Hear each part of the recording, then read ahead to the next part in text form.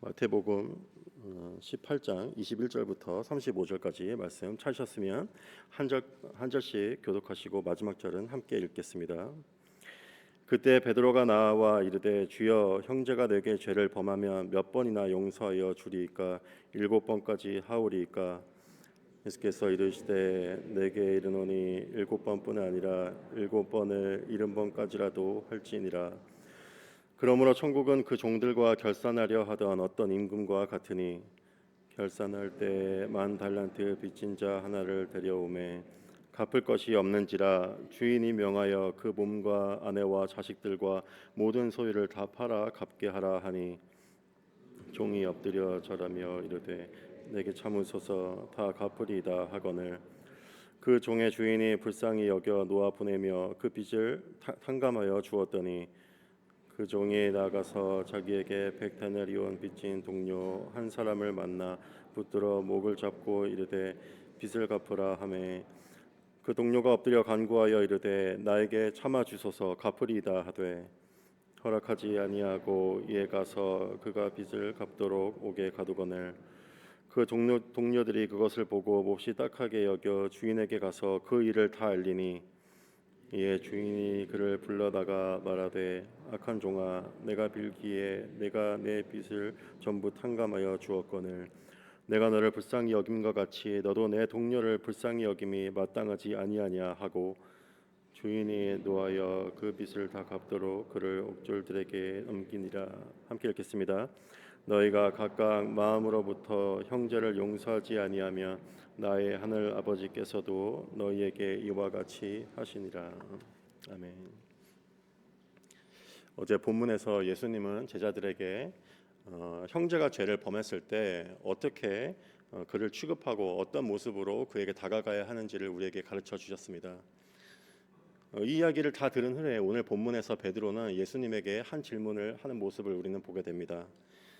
베드로는 이렇게 묻죠. 형제가 자신에게 범죄하였을 때 몇 번이나 용서해야 하는지를 예수님께 물으며 나아가는 모습을 보게 됩니다.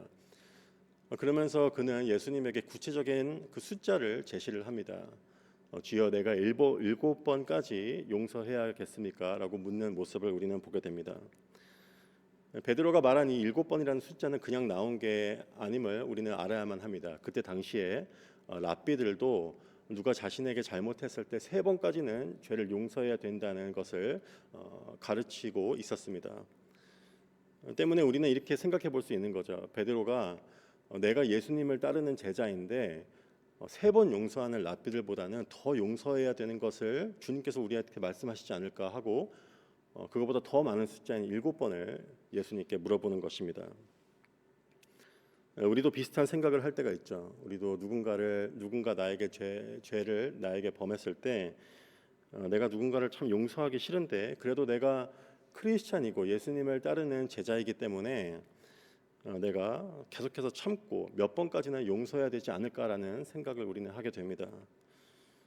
그러면서 이런 생각을 하게 되죠. 내가 몇 번을 참고 용서해야지 예수님께서 나에게 그만하면 됐다, 그 정도면 할 만큼 했다라고 말씀하실까라는 생각을 하게 됩니다. 누군가를 용서하는 것은 참 힘든 일입니다. 누가 나에게 사과를 하지 않을 때 그 사람을 마음으로 용서하는 것은 참 어렵죠. 하지만 누군가 나에게 직접 사과를 해도 그 사과를 받아주고 용서하는 것조차도 참 자존심이 상하는 일일 수가 있습니다. 누군가 나에게 잘못을 저질렀을 때 우리 모두는 그 사람에게 어느 정도의 복수를 하고 싶고 그 사람도 내가 당한 것처럼 같은 그만큼의 고통을 당하기를 말하는 마음이 우리 모두에게 있습니다. 그것은 인간의 본성이죠. 때문에 용서라는 것은 인간의 본성을 거스르는 일이라고 우리는 할 수가 있습니다. 때문에 그것은 어려운 일이고 참으로 고통스러운 일이죠.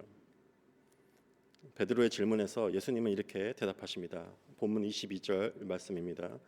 예수께서 이르시되 내게 이르노니 7번뿐 아니라 7번을 70번까지라도 할지니라. 예수님은 여기서 구체적인 숫자를 우리에게 말씀하시는 것이 아닙니다. 7번 얘기했는데 예수님은 그거로는 부족하지 70번을 7번, 490번을 용서해야 되지 않겠느냐라고 그 숫자를 말씀하시는 것이 아님을 우리는 알아야만 합니다. 예수님의 이 말씀은 사실상 우리에게 무한대로 용서하라는, 끝까지 용서하라는 말씀인 것을 우리는 기억해야만 합니다. 예수님은 왜 제자들에게 그들이 끝까지 랍비들과 그들 생각하는 것과 다르게 끝까지 죄를 용서해야만 한다고 우리에게 말씀하시는 것일까요? 우리는 이어지는 본문에서 그 이유를 발견할 수 있습니다. 그 대답을 하신 후에 예수님은 비유를 우리에게, 제자들에게 알려주시죠. 어떤 임금이 이제 종들과 결선할 때가 되는데 그에게는 10,000달란트 빚진 종이 있었습니다. 이제 그 종을 이제 임금 앞으로 데려오게 되는 거죠. 10,000달란트라는 가치를 우리는 얼마나 큰 가치인지 우리는 알 필요가 있습니다. 그때 당시에 노동자의 20년 일해야만 이제 얻을 수 있는 급여가 1달란트였다고 합니다. 그러니까 이제 한 사람이, 노동자가 20만 년을 일해야지 이제 벌어들일 수 있는 돈이 10,000달란트인 거죠. 이게 얼마나 큰 액수인지 우리는 추측을 해볼 수가 있습니다. 그는 그 빚을 이제 주인에게 빚졌지만 그 빚을 갚을 수가 없었습니다.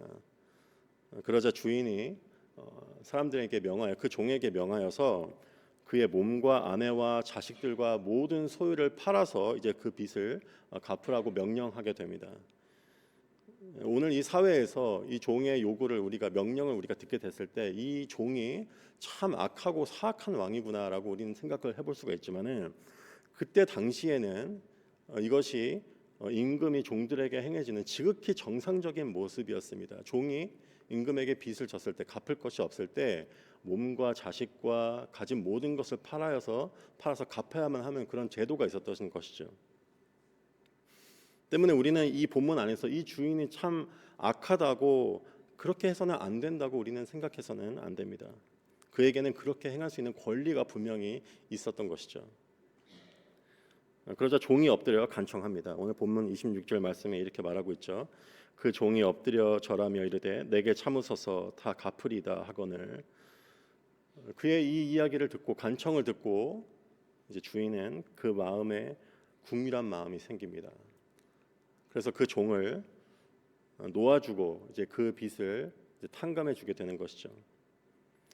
여기서 우리는 놀라운 사실 한 가지를 발견하게 됩니다. 그것은 이 종은 주인에게 조금만 참아달라, 내가 그 빚을 갚겠다고 간청한 것뿐인데 그 주인은 그것보다 더한 것을 그에게 베풀어 줍니다. 기다려주는 것뿐만이 아니라 그 자리에서 바로 그의 빚을 탕감해 주는 것이죠. 주인은 그 종이, 악한 종이 요청한 것보다 더 많은 은혜를 그에게 베풀어 주었습니다. 이제 그 후에 그 빚을 탕감받은 종이 밖에 나가서 이제 자신에게 빚진 이제 한 사람을 만나게 되죠. 이제 그가 이제 그 사람에게 빚진 액수는 100데나리온이었습니다. 100데나리온은 그가 전에 빚졌던 그 10,000달란트의 이제 60만 분의 1에 해당하는 가치입니다. 이제 그 사람이 그 빚진 그 한 사람을 붙잡고 이제 그를 보자마자 이제 분노를 쏟아내기 시작하는 거죠. 장장 빚을 갚아내라고 그의 목을 조르기 시작합니다. 이 본문에서 그 내용은 한 번 조른 게 아니라 계속해서 목을 조르면서 그에게 요구하고 있는 것을 우리는 알아야만 합니다. 600만 불 빚진 사람이 이제 600만 불 빚을 탕감받았는데 자기에게 10불 빚진 사람한테 나아가서 목을 조르면서 그 10불을 갚아내라고 요구하고 있는 모습입니다.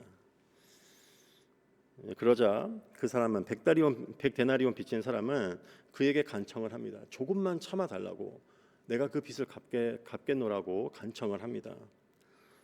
이 100데나리온 빚진 사람이 했던 말과 그 모습은 이 자신이 그 전에 주인에게 했던 그 말과 그 행동과 똑같은 모습인 것을 우리는 알 수가 있습니다.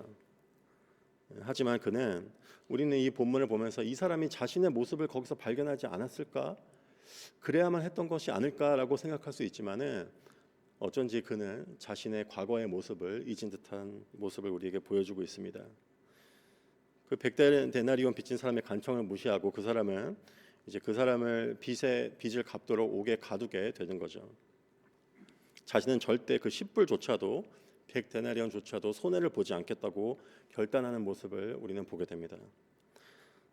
이 사실을 옥에 갇히게 된 그 사람의 동료들이 알게 돼서 이제 그 주인에게 이 사실을 알려주게 되죠.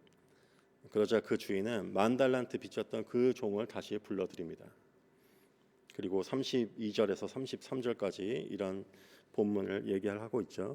이에 주인이 그를 불러다가 말하되 악한 종아 내가 빌기에 내가 내 빚을 전부 탕감하여 주었거늘 내가 너를 불쌍히 여김과 같이 너도 내 동료를 불쌍히 여김이 마땅하지 아니하냐 하고. 우리는 여기서 주인이 무엇 때문에 그 종에게 분노하였는지 우리는 분명히 알 필요가 있습니다. 한 가지 분명한 사실이 있죠. 그것은 주인이 그 10,000달란트 빚졌던 사람을 그 빚을 탕감해 주면서 그 사람에게 이제 앞으로 너가 나아갈 때 탕감받고 세상에 나아갈 때 너도 너에게 빚진 사람을 똑같이 빚을 탕감해 주라고 그것을 요구한 적이 없다는 사실입니다. 그것이 그의 10,000달란트 빚을 탕감해 주는 조건이 되지 않았습니다. 내가 이렇게 빚을 탕감해 주니까 너도 그렇게만 해야 된다라고 요구하지 않았다는 사실이죠. 그에게는 그런 의무가 없었습니다. 우리는 크리스천이기 때문에 크리스천으로서 남을 용서하지 못할 때 우리 스스로 심한 죄책감을 느끼게 되죠. 하나님이 내 죄를 다 용서해 주셨는데 나는 이 작은 것도 용서해 주지 못하는 내 자신을 발견하게 될 때 우리는 무거운 마음과 하나님 앞에 나아가지 못하는 숨고 싶은 그런 마음을 우리는 느끼게 됩니다. 우리조차도 하나님의 그 많은 엄청난 그 탕감해 주신 그 빚을 탕감해 주신 그 은혜를 내가 갚아 나가야만 한다는 우리는 생각에 빠지게 되는 것이죠. 그렇다면 이 주인은 왜 이 종에게 분노한 것일까요? 이 종은 도대체 무엇을 잘못한 것일까요? 주인은 이렇게 얘기합니다. 33절에 내가 너를 불쌍히 여김과 같이 너가 내 동료를 불쌍히 여기는 것이 마땅하지 아니하냐.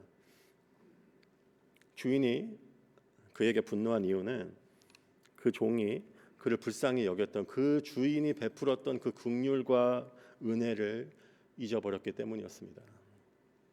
그리고 그가 받은 것, 불쌍히 여김 받을 빚을 탕감받은 그 사실을 당연하게 여겼기 때문에 그에게 분노한 것이었습니다. 그는 죄 용서함을 알았지만 빚을 탕감받은 사실은 알았지만은 그 주인이 베푼 은혜를 마음 깊이 새기지 못했습니다. 주인은 너가 정말 내가 그 베푼 은혜를 정말 기억하고 그거에 감사하고 있다면은 너도 똑같은 긍휼을 베풀어야 하는 게 마땅하지 아니하냐라고 물어보고 있는 것이죠. 그렇게 돼야만 하는 것 아니냐라고 물어보고 있는 것이죠. 그러면서 그의 빚을 다 갚도록 그 악한 종을 옥졸들에게 넘깁니다. 그것은 진짜 돈을 받아내기 위한 것이 아님을 우리는 알아야만 합니다. 감옥에서 10,000달란트 빚을 갚을 수 있는 사람은 없죠. 그것은 영원히 감옥에 갇히게 만드는 것입니다. 예수님은 이것을 통해서 우리에 대한 영원한 형벌이 두려워해야 된다는 사실을 우리에게 알려주시고 있는 것이죠. 그 비유를 마치시고 예수님께서는 이렇게 말씀하십니다. 35절에 너희가 각각 마음으로부터 형제를 용서하지 아니하면 나의 하늘 아버지께서도 너희에게 이와 같이 하시리라. 결국 중요한 것은 우리 마음에, 우리 가슴에 있다는 사실을 우리에게 말씀해 주시고 있는 것입니다. 우리 마음이 변하지 않는다면 우리가 머리로 아무리 하나님의 죄 용서를 깨닫고 누군가를 정말 용서를 하려고 해도 우리는 계속 반복되는 한계와 어려움을 겪게 될 것입니다. 그리고 내가 몇 번을 용서해야 됩니까? 라고 숫자를 물어본 베드로처럼 하나님께 나아가 그 숫자를 묻게 되겠죠. 그렇다면 우리는 어떻게 누군가를 진심으로 마음으로 용서를 할 수 있게 되는 것일까요? 첫째로 내가 갚을 수 없는 나의 죄가 탕감받았다는 사실을 우리는 깨달아야만 합니다. 우리 모두 내 자신이 죄인인 것을 너무나 잘 알고 있죠. 내가 죄 용서받은 사실을 너무나 잘 알고 있고, 하지만 안타까운 것은 그 죄가 얼마나 큰 것인지 우리가 갚을 수 없다는 사실을 우리는 알지 못한 채 살아가고 있습니다. 우리 한번 생각해 보길 원합니다. 내가 하나님 앞에서 정말 죄를 씻어내기 위해서 누군가를 용서하기 위해서 그렇게 부단히 노력하고 있는 사실, 무엇을 위해서 그것을 하고 있는지를 생각해 볼 필요가 있습니다. 하지만 내가 노력하면 노력할수록 내가 거룩해지고 싶은 마음이 내 안에 들수록 그것이 불가능하다는 사실을 우리는 경험을 통해서 알고 있습니다. 그것을 뼈저리게 느낀 사람은 내 자신이 얼마나 큰 죄를 하나님께 탕감받았는지를 깨닫게 되는 것이죠. 둘째로 죄인을 향한 하나님의 마음과 그 하나님 아버지의 그 가슴을 우리는 발견하게 될 때에 우리는 진정으로 누군가를 마음을 다해 용서할 수 있게 됩니다. 주인은 악한 종을 용서하지 않을 분명한 권리가 그에게 있었습니다. 자신의 권리를 행사할 수 있었죠. 하지만 주인은 그 권리를 스스로 포기를 합니다. 엎드려 간청하는 그 종의 모습을 보게 되자 그를 향한 분노보다 그를 향한 긍휼이 더 크게 그 마음에서 타오르게 되는 것을 우리는 보게 됩니다. 불쌍히 여기는 그 악한 종을 불쌍히 여기는 긍휼의 마음이 너무나 컸기에 그는 자신의 권리와 자신의 그 회수 받을 수 있는 돈을 포기하고 스스로 손해 보기를 결정하며 나아가게 됩니다. 오늘 말씀을 정리하도록 하겠습니다. 우리는 오늘 본문 처음 베드로와 예수님이 나눴던 그 말씀으로 우리 한번 돌아가 보기를 원합니다. 형제가 너에게 죄를 범하면 몇 번이나 용서해 주어야 합니까? 라고 물어보는 그 모습에서 예수님은 끝까지 용서해 주어라 라고 말을 합니다. 숫자를 얘기하는 너의 그 마음이 잘못됐다라고 말씀하시는 것이죠. 예수님의 말씀은 그 상대방의 그 잘못을 계산하지 말라는 것입니다. 더 이상 계산하지 말라는 것입니다. 그 이유는 예수님께서는 우리의 죄를 더 이상 계산하지 않기로 결정하셨기 때문입니다. 그것이 가능한 이유는 나의 모든 빚을 십자가 위에서 갚아주신 예수 그리스도의 그 보혈과 또 그것을 결심하신 죄인된 나를 불쌍히 여기시기로 결심하신 지금도 긍휼의 눈으로 우리를 바라보고 계시는 하나님 아버지의 긍휼과 사랑이 있었기 때문입니다. 하나님의 그 놀라운 사랑을 우리가 진심으로 마음으로 깨닫게 될 때 우리는 나에게 죄를 짓는 그 죄인을 향한 그 마음, 하나님 아버지와 동일한 마음을 품게 될 것입니다. 그리고 스스로 예수님이 그러했던 것처럼 내 스스로 기꺼이 아버지의 사랑을 품은 자로 손해를 보기를 결심하며 나아가게 될 것입니다. 그때 우리는 하나님의 자녀라고 불리게 될 줄 믿습니다. 그 축복이 저와 여러분에게 임하기를 축원합니다.